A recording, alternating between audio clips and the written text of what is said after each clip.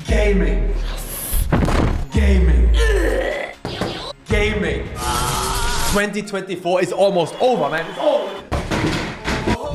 So it's time to look at what's ahead of us. And let me tell you one thing. 2025 is going to be the best year in gaming of all time. Mark my words, brother. I'm serious. I picked out 26 games I'm looking forward to. And this isn't even everything. I just boiled it down to the 26. Top 26. Some of these are confirmed to come out next year. Some of these are highly likely. And some of these, I hope so. And as always, this isn't some random list. Oh, this is what to look forward to next year. In no particular order. I don't do this no order. I'm all about order. We start with low-level anticipation and we end with I think about it, I come. Here we go. We start off our list with a game that you guys are all hyped for and that has been getting nothing but positive coverage in the press. Assassin's Creed Shadows. Listen, it's in my list because I do want to play it and I am looking forward to it somewhat. But Ubisoft, honestly, they completely forgot how to do stealth games. I don't know if you've noticed this. The problem with Ubisoft stealth for over 10 years is that it's become too easy. Enemies take 1,000 years to spot you. Even once they spot you, they take 1,000 years to attack you and you have too much health. Why would I care about blowing out candles? Something that only works on such a micro level, like in Splinter Cell Chaos Theory, when I can jump into the sky, disappear, and the enemy forgot about me in 5 seconds. They don't know how stealth works anymore, but doesn't matter. I want to see it. I want to play it. Moving on.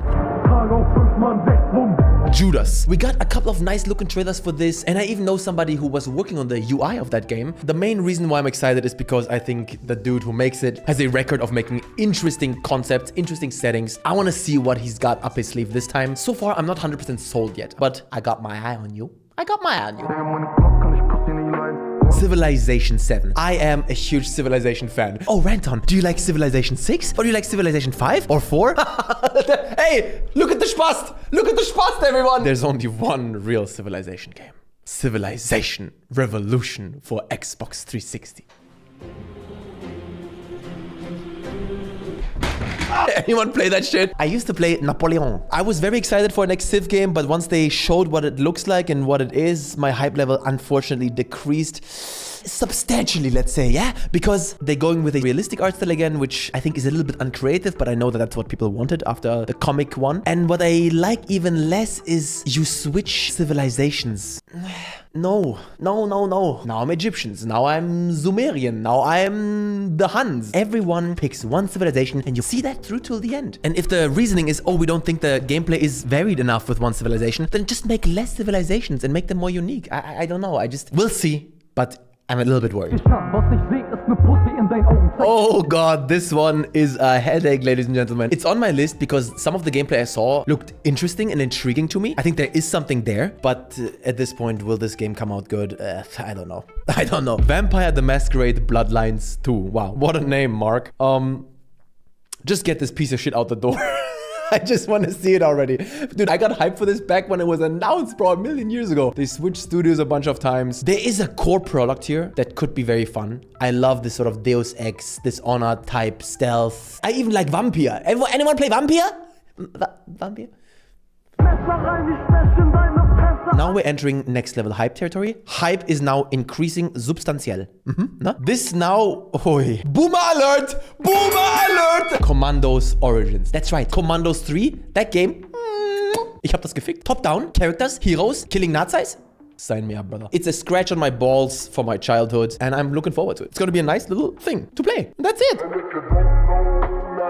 Kingmakers. Oh, what a brilliant idea, brother. Why haven't we gotten a game like this before? It's so weird to me. To be fair, we still don't know what the actual sort of gameplay loop will be. What are our objectives in there? But the foundation looks hella fun. You can tase people, drive over people. There's some type of weird top-down strategy aspect. Bro, what is this? I want to see this. Let me put it like this. It's such a video game. Do you know what I mean? Like, this is what a video game is supposed to be. Where else do you see this? You ever want to mow down medieval soldiers with an AK-47? Yeah, let's do it. I'm in. Elden Ring Night Rain, it just got announced. I saw some stuff that got me a little bit less hype, but listen, Elden Ring is Elden Ring. I'll play it. I'll check it out. Co-op, same map. A couple of things here that are just... But I will see it. I'll play it. And then... nah. Exekiller. Some of you may not have heard of this game before. Check out the trailer. It's like a small indie game. It looks scuffed, it looks cursed, it looks janky, but there's something promising here. Let me paint y'all a picture. Imagine Cyberpunk meets Dune meets Red Dead Redemption meets a budget of €5. It's like this science fiction post-apocalyptic western. I think there are ingredients to an interesting title. And I also have a weakness. I love cars that hover over the ground slightly. I think that's so cool.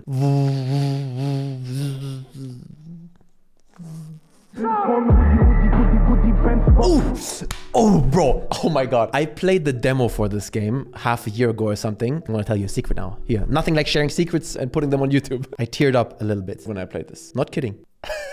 I got legit emotional. The altars. You play this guy on some alien planet. You have to find resources. You're in this giant wheel and you can build up the wheel like in an XCOM type. You keep cloning yourself and you have to work with other versions of yourself. But the fun thing is your character has like this life story, and that's why I got emotional. And they show you your life story like year by year. And I read through the whole thing and it made me sad. It actually moved me. And when you create the clones, you pick out certain life moments and you make a different choice, and then a whole different life path follows. And that person gets cloned and you talk to that person. It was awesome. During the day, you go out there on the planet and you find resources. Imagine it a little bit like Starfield, not too exciting. And then you go back to your base, you build up your base, you manage your resources, you clone yourself, you solve problems with your clones. You know, there's conflict. I wasn't that hyped before I played the demo, but after the demo, I'm like, I am so in. Marvel 1943, Rise of Hydra. The announcement trailer looked cool. That's about all I can say about this. We have seen no gameplay. We know basically nothing about this. And I don't even give a shit about Marvel. But 1943 is an exciting number. Explain it. Split fiction. This is the next level shit, I'm telling you guys. I trust in this game because I trust Joseph Fares. That's what I'm gonna say about that. Kingdom Come Deliverance 2. I don't want to start a whole... I don't want to start a whole rant, but I'm gonna make a prediction now. I gave the first game a 9 out of 10. I think it's excellent, even though I have significant problems with it. My prediction for the second game is that it's going to be, I'm gonna say insanely, but I'm thinking insultingly, but I'm not saying that. It's going to be insanely iterative. This game is coming out 8 years after the previous game, and I think it's going to be almost the exact same game. We're gonna have some UI changes as always, some changes in the details. If you want more of the same, that's fine. I think when a certain amount of years pass, I expect more innovation. That's my prediction. Could be wrong, but from everything I've seen, looks like the exact same thing. Still excited to see it. That's why it's on the list. Black State. Oh, yeah. This game, nobody knows if it's real. It looks like... It looks good. You didn't know this, but Kojima has a brother and his name is Amijok. And whenever you see a game that's like, what the fuck is this? It's a classic Amijok game, right? No. This game has Amijok written all over it. Yeah, it looks too clean. It looks like typical Unreal Engine stuff, but there's stuff in there that looks good. Surprisingly polished and shit. Show me more. If you thought Commandos Origins makes me look like a boomer, Ranton Boomer Mode Extreme. Heroes of Might and Magic Golden Era. Yeah. Blah, blah, blah. Nobody cares. This is a remake of Heroes of Might and Magic 3, which is the best Might and Magic game, and they're remaking it with slightly revamped graphics. And this is just something that I like, okay? I remember having sleepovers with my friend, and we would always play Heroes of Might and Magic. We never finished a single match, but we always... Metal Gear Solid Delta. Man, I thought this was still coming out this year. Legit. But since we didn't get a trailer at the Game Awards, I don't think that is happening. So... just got jump scared by my shelf. Where was I? I'm looking forward to it. Unlike all the hardcore, intolerant, schmegma-filled, unwashed asshole fans, I actually want them to change as much as possible. I know it's apparently very faithful to the original. I hope they modernify the gameplay as much as they can, because that is truly the biggest problem with the original. I think the control scheme makes it completely fucked, and Rantoni Shitty Opinioni strikes again. I think the voice acting of the original game is so embarrassingly shit. I wouldn't mind eating you. I like sex. I wish they would have redone all that. When something is shit and it just exists for long enough and is successful, people end up calling it charm. The voice acting was just bad. Let's go fucky. When this mission's over, you'll have to treat me to a nice dinner. I love titties. What do you want to eat? If that shit came out today, you'd laugh. But I'm looking forward to it. I need a good stealth game. I would actually also like to put the Splinter Cell remake on this list, but nobody knows when that's coming out, or even if that's coming out. Ubisoft... Unrecord. Maybe some of you remember this body cam game they showed? This game is a single-player GoPro experience. You know those YouTubers who go into haunted houses and they have friends hiding in the houses pretending to be crack addicts?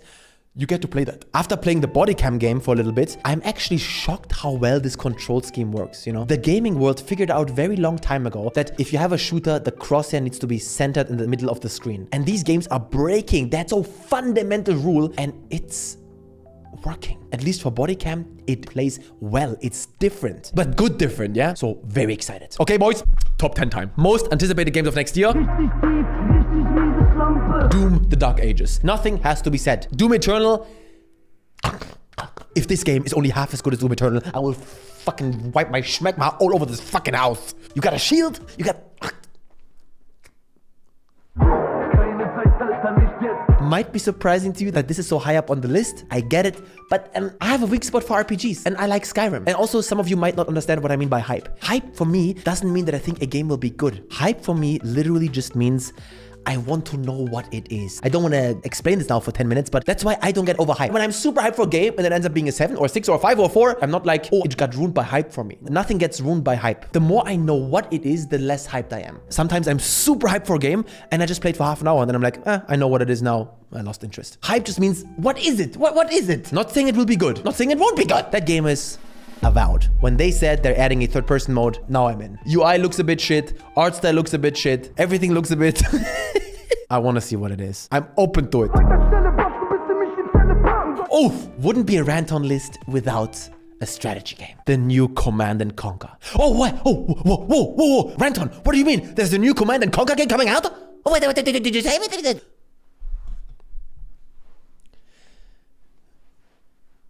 Tempest Rising, brother. This game is a strategy game, real-time, inspired by Command & Conquer. 3 factions, I hope, or 2. I hope 3. You got like this resource, and you're building just like in Command & Conquer. Oh, I need this. Command & Conquer, Yuri's Revenge.